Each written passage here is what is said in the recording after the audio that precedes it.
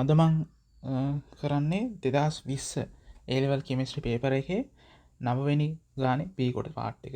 ඒ කියන්නේ inorganic ගණනය ගාන. අපි බලමු මේ ගාන සරලව පියවරෙන් පියවර කොහොමද දිගට හදාගන්නේ කියලා. එතකොට මේ ගානේ තියෙන්නේ මුලින් අපිට කියන X ගණයේ copper sulfide සහ copper sulfide පමණක් අඩංගු වෙනලු X වල අඩංගු copper sulfide ප්‍රතිශතය නිර්ණය කිරීමට පහත ක්‍රියාපිළිවෙලට උදා කරන ලදී. ඊට පස්සේ කියලා තියෙනවා ක්‍රියාපිළිවෙලදී කියලා තියෙනවා X ගණයේ ග්‍රෑම් එක කොටසක් තනුක සල්ෆියුරික් මාධ්‍ය 0.16ක් KMnO4 100ක් මකින් පිරියම් කරන ලදී. මේ ප්‍රතික්‍රියාව Mn2+ copper2+ සල්ෆේට් ලෙස ලබා දුනි. ඊට පස්සේ මෙම ද්‍රාවණයේ ඇති වැඩිපුර KMnO4 අයින් කරන 0.5 Fe2+ දාලා අනුමාපනය කරලා ඒ අනුමාපනයට ඕන පරිමාව තමයි 35 ඝන සෙන්ටිමීටර්. පළවෙනි ප්‍රශ්නේ අහන්නේ ඉහත ක්‍රියාපිළිවෙලේ සිදුවන ප්‍රතික්‍රියා සඳහා තුලිත සමීකරණ ලියන්න. එතකොට අපිට තුලිත සමීකරණ ලියන්න ඕනේ මේ ක්‍රියාපිළිවෙලේ තියෙන හැම දෙයකටම. උතර අපි මුලින්ම ගියොත් එතකොට මේක 2020 A level 9 B ප්‍රශ්නේ. එතකොට මේකෙදි මුලින්ම තියෙන්නේ තුලිත අයනික සමීකරණ ටික ලියන්න. තුලිත අයනික සමීකරණ ටික ලියනකොට මුලින්ම අපි ඉස්සෙල්ලාම ගමු copper sulfide එකයි KMnO4 එක අතර ප්‍රතික්‍රියාව. මේක ටිකක් විශේෂයි. මොකද සාමාන්‍යයෙන් redox ප්‍රතික්‍රියාවක් වෙනකොට එක සංයෝගික එකක් ඔක්සිකරණය වෙනවා අනිත් එක ඔක්සි හරණය වෙනවා. එහෙම නෙවෙන්නේ. හැබැයි මේකේ මෙන්න මේකේ මේ copper Cu2S කියන සංයෝගයේ copper ඔක්සිකරණය වෙනවා සල්ෆයිඩ් එකත් ඔක්සිකරණය වෙනවා. ඒතර දෙකම ඔක්සිකරණය වෙනවා. අන්න ඒක විශේෂයි. ඒක ගාන දැක්කම මේක අපි මතක් වෙන්න ඕන. ඒක දැනගන්න ඕන.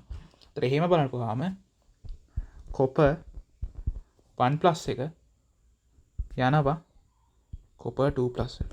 මෙතන දෙකක් තියෙනවා. මේ පැත්තේ ඉලෙක්ට්‍රෝන දෙකක් දානවා. හරිනේ. තුලිතයි එක. ඊට පස්සේ ඒක සල්ෆයිඩ් එක යනවා SO4 2- වලට. එතකොට දෙපැත්තේ ඔක්සිකරණාංක බැලුවා. ඔක්සිකරණාංක වැඩි මේ පැත්තේ. මේ පැත්තට 8යි ඔක්සිකරණාංක දැම්මා. මේ පැත්තට 4 H2O දැම්මා. ඕව නැති කරන්න. ඊට පස්සේ මේ පැත්තට ධන 8H+ දැම්මා. දැන් තුලිතයි ඒක. දැන් මේ තමයි ඔක්සිකරණ. දැන් අපි මේ ඔක්සිකරණ දෙකේම ඔක්සිකරණයක් කියන්නේ අපි ඒක එකට ලියාගමු. 2 copper plus ධන S2 4H2O යනවා 2 copper 2+ ධන SO4 2- ධන 8H+ ධන 10යි ඉලෙක්ට්‍රෝන. ඊට පස්සේ මේකේ MnO4- යනවා Mn2+ වලට. මෙතන 4H2O එනවා. ඒතර මේ පැත්තට මේ පැත්තට 4H2O එනවා. මේ පැත්තට 8H+ එනවා. ඉලෙක්ට්‍රෝන වෙනස ගත්තාම මේ පැත්තේ 7යි. ඒ කියන්නේ මෙතනට 5යි. ඔහොම තමයි එන්නේ. ඊට පස්සේ මේ ප්‍රතික්‍රියා දෙකම අපි බලමු. එකට ලියලා තුලිත ආයනික සමීකරණය සම්පූර්ණ සමීකරණ ලියන්න අද ප්‍රතික්‍රියා දෙක භාවිතයෙන්. එතකොට මේකේ අපිට වෙනවා මේකේ උඩ 10 ඉලෙක්ට්‍රෝන තියෙන්නේ පල්ලෙහාගේ 5 ඉලෙක්ට්‍රෝන තියෙන්නේ කියන්නේ. එතකොට කැප ඉලෙක්ට්‍රෝන ගාන කැපෙනවා නම් මේක දෙකෙන් ගුණ කරන්න ඕනේ. යට එක දෙකෙන් ගුණ කරලා අපි මුළු ප්‍රතික්‍රියාවම ලියමු. එතකොට එන්නේ copper +2යි ඊට පස්සේ sulfide 1යි 2යි MnO4- ධන මෙතන මේකට මේක කැපිලා යනවා. දෙපැත්තේ H+ තුලිත වුණාම මේ පැත්තට 8H+ එනවා. එහා පැත්තට යනවා 2 copper 2+ ධන SO4 2- ධන 4H2O ධන 2 Mn2+. තොර ඔක තමයි තුලිත අයනික සමීකරණය. ඒ Cu2S සහ KMnO4 අතර. අපි බලමු කොපර් සල්ෆයිඩ් එක MnO4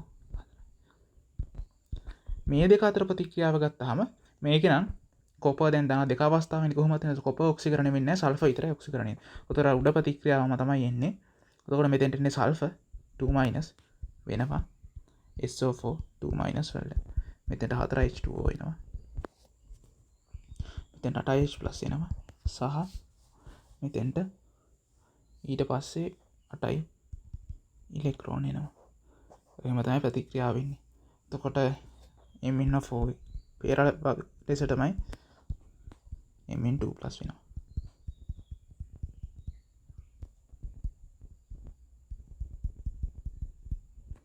ඔක තමයි වෙන්නේ. ඊට පස්සේ ගත්තාම ඊළඟට එන්නේ මේ දෙක ආධාරයෙන් ආයනික සමීකරණ ලියන්න. ඒක ලියනකොට අපිට වෙනවා ඉලෙක්ට්‍රෝන මෙතන තියෙන්නේ 8 ඉලෙක්ට්‍රෝන මෙතන තියෙන්නේ 5 ඉලෙක්ට්‍රෝන.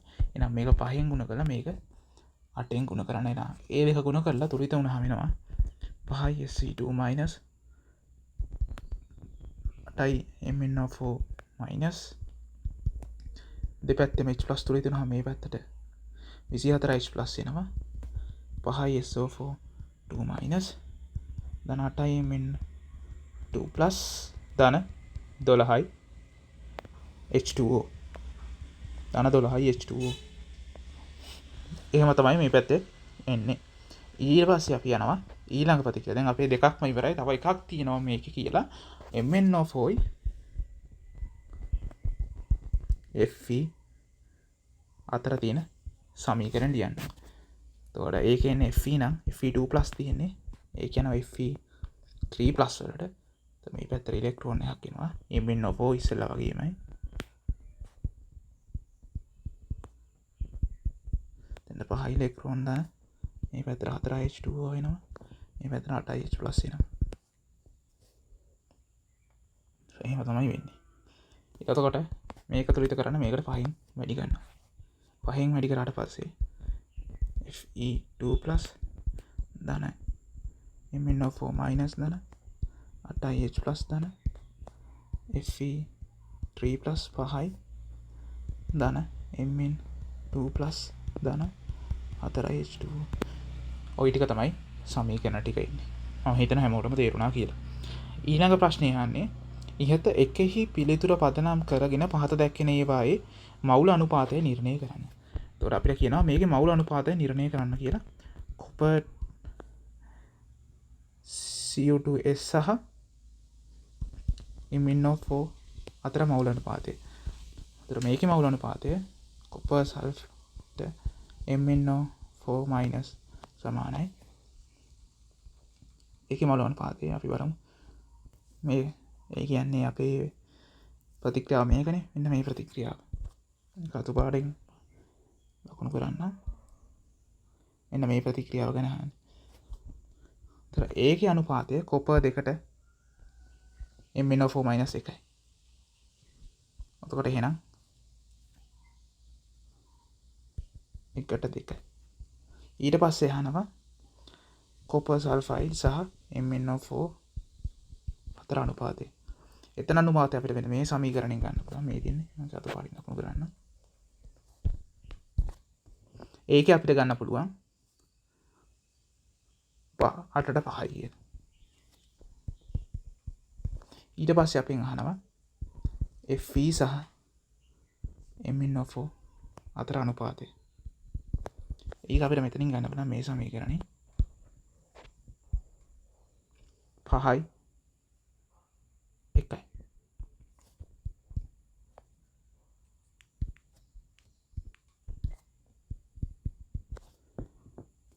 අනුපාත ටිකක් ලියුවා. ඊට පස්සේ අන්තිම ප්‍රශ්නය තමයි අහන්නේ. අන්තිම ප්‍රශ්නේ අහනවා Xc copper 2+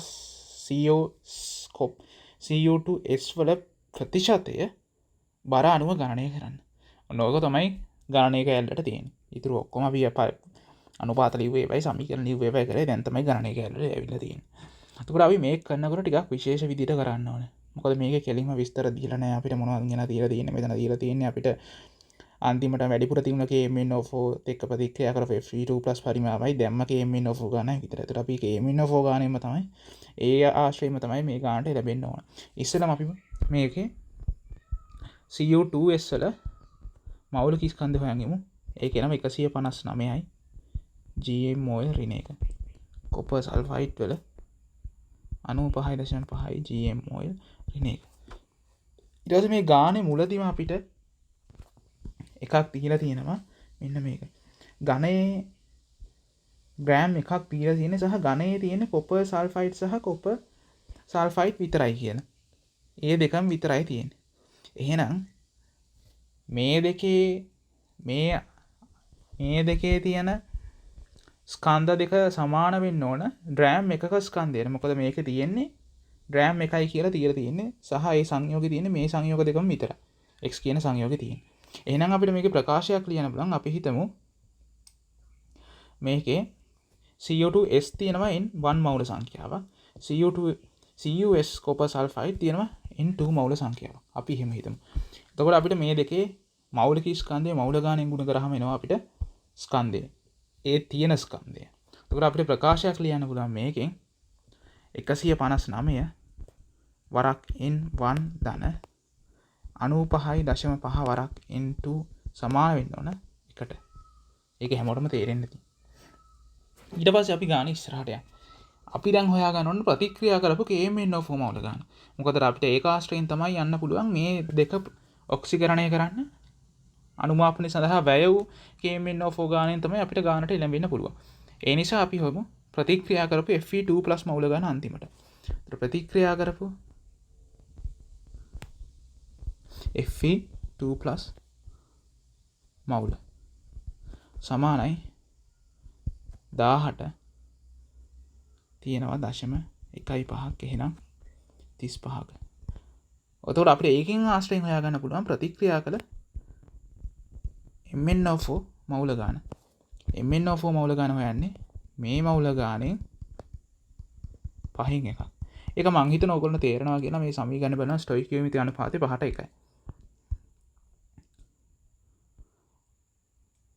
එතකොට අපිට දැන් අපි දන්නවා අන්තිමේදී වැඩිපුර තියෙන MnO4 මවුල ගාන කොච්චරද කියලා. එහෙනම් අපිට පුළුවන් ප්‍රතික්‍රියා කළ මවුල KMnO4 හොයන්න. ඒ කොහොමද? මුළු එක අපි දන්නවා 18.016යි 100ක් දාලා තියෙනවා. ඒකෙන් ප්‍රතික්‍රියා කළ දිනවා 1000ක 0.15යි වරක් 35 වරක් 5න් එකක්. එහෙනම් ඉතිරි වෙලා තියෙන්නේ කීයද? ඉතිරි වෙලා තියෙන ගාන සුළු කරාම එනවා 0.115යි මවුල කියලා. උතර මෙච්චර ගානක් තමයි මවුල ඉතිරි වෙලා තියෙන්නේ. මවුල ප්‍රතික්‍රියා කරේ 0.115 මවුල ප්‍රමාණයක් තමයි ප්‍රතික්‍රියා කරේ. ඊට පස්සේ අපිට පුළුවන් මේක ඇසුරෙන් දැන් අපිත් එක ප්‍රතික්‍රියා කරලා තියෙනවා 0.15ක්. එතකොට මේ 0.15 සමාන වෙන්නේ කීයටද? අපි මෙතන උඩ ගත්ත මෙන්න මෙතන අපි අරන් තියෙනවා අනුපාත කොටස. එතකොට Cu2s එකක් එක්ක මැංගනීස් MnO2 එකක් එක්ක ප්‍රතික්‍රියා කරනවා Cu2s දෙකක්. CuS එකක් කොපර් සල්ෆයිඩ් එකක් 8ක් එක්ක MnO4 5ක් ප්‍රතික්‍රියා කරනවා. එතකොට අන්න අපිට ඒ ආශ්‍රයෙන් ගන්න පුළුවන් ප්‍රකාශයක් ලියන්න පුළුවන්. එතකොට කොපර් මම එක මෙතනම ලියලා පෙන්නන්නම්. 2 කොපර් 2s සමාන වෙන්න ඕන 1 MnO4 වලට. අනිත් එක මේක ගත්තාම කොපර් සල්ෆයිඩ් 8/5ක් සමාන වෙනවා 1 MnO4 වලට. උතර වෙන මේකෙයි මවුල ගාන තමයි මේ MnO4 විදියට අර වැය වෙච්ච MnO4 විදියට අපි හොයාගත්තේ මෙතන. එහෙනම් අපිට ඒකෙන් ප්‍රකාශයක් ලියන්න පුළුවන් 2n1 සමානයි 8/5යි n2 සමානයි 0.015ට මවුල. ඒක හැමෝටම තේරෙන්නේ නැති. ඊට පස්සේ අපි කරන්නේ දැන් මෙතනත් n2 දිනවා අපි මේක මෙතනත් ප්‍රතික්‍රියාවක් අපි ලියාගත්තා. ඊට උඩදිත් අපි එකක් හදාගත්තා. මෙන්න මේක. ඒක කියලා ගමු. උතර 1යි ආශ්‍රයෙන් අපි 1යි 2යි ප්‍රතික්‍රියා දෙකෙන් තමයි මේක හොයන්න තියෙන්නේ. අපි n2ට ප්‍රකාශයක් ගමු. මේක අසුරෙන් n2ට ප්‍රකාශයක් ගමුකෝ. දැන් ඒක තියෙන්නේ 159යි n1 ධන. ඊට පස්සේ තියෙනවා 95.5යි n2 සමානයි 1ට. ඕකනේ තියෙන්නේ. අපි n2 සමානයි කියලා ගන්න බලන 1 ඍණ 159යි n1 බෙදීම 95.5. අපි මේක අර දෙවනි ප්‍රතික්‍රියාවට ආදේශ කරමු. 2යි n1 ධන 8 බෙදීම 5 වාරක් 1 ඍණ 159යි n1 බෙදීම 95.5 සමාන වෙන්න ඕන 0.015කට. ඒක හැමෝටම තේරෙන්නේ නැති. ඊට පස්සේ අපිට මේක සුළු කරන්න තියෙන්නේ. දෙවාරයක් 5 වාරයක් 95.5යි n1 ධන 8 වාරයක් 1 ඍණ 159යි n1 සමානයි 0.15 වාරයක් 95.5 වාරයක් 5. ඔතන අපිට මේක සුළු කරාම එනවා අන්තිමටම සුළු කරාම 317යි n1 සමානයි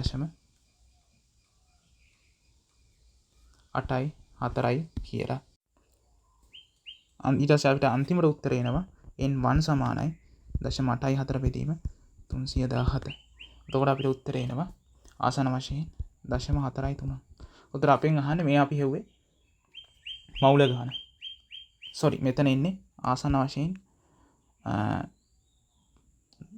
0.0.2.7. ඊට පස්සේ අපෙන් ඇහුවේ ස්කන්ධ භාගය ඇහුවේ. එහෙනම් අපි හොයන්න ඕන කොපර් සල්ෆයිඩ් ස්කන්ධය.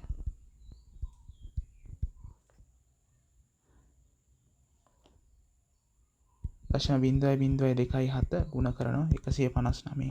එතකොට එනවා 0.43 කියලා ග්‍රෑම් ස්කන්ධය. ස්කන්ධ භාගයක් විදියට ලියන්න ඕන අපි ඒක. m බෙදීම m ගේ ප්‍රතිශතයක් විදියට. මුළු ස්කන්ධයේ බර ග්‍රෑම් 1යි මේකේ තියෙන 0.43යි. ඒක 100ෙන් ගුණ කරාම 43යි. උත්තරේ 143යි. මං හිතනවා මෙන්න අනිත් ගණන් වගේම මේකත් හොඳට පැහැදිලි කරා. මේකත් ඔයගොල්ලන්ට තේරෙන්නේ නැති කියලා. තේරෙන්නේ නැති තැනක් තියෙනවා නම් අයිත් වීඩියෝ එක බලන්න. ඊට පස්සේ ඔයාලා තනියම හදලා ගාන කොහොම හරි පුරුදු කරගන්න.